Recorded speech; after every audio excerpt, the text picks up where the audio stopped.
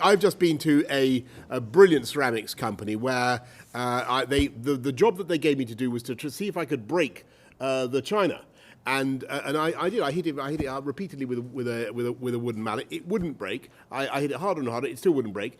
And I can tell you, this incredible company is now doing better and better. And it's called Churchill Ceramics. And what they're doing is putting on jobs at an extraordinary rate. They've hired 300 more people. Their markets are expanding in Europe alone by 30%, and they want more people.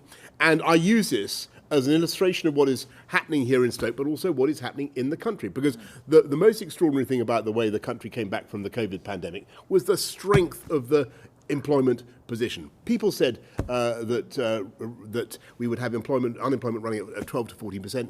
It's back down to, I think, 3.8%, Rishi.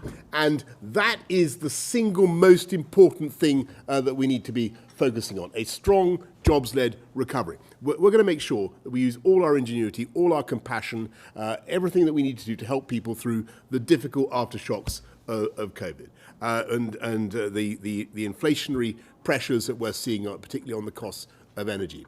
But what the Queen's speech will also do is give us the legislative firepower to deliver on tackling the underlying issues, the things that are driving up prices, particularly for energy, for people's transport, for the education that people need. And that is why I think the Queen's speech is so important.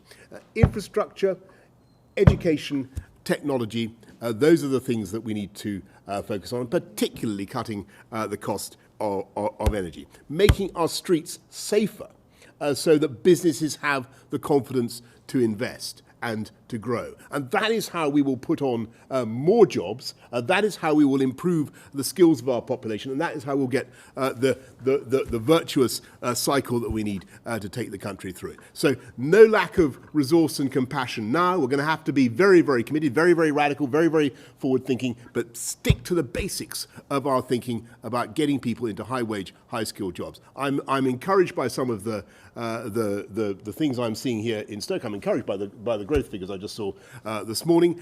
Folks, we're going to get through this. It's going to take a lot of focus, but jobs, jobs, jobs is the answer. And that is how we will unite and level up across the whole of the country and get on with delivering on the mandate that the people gave us 2.5 years ago.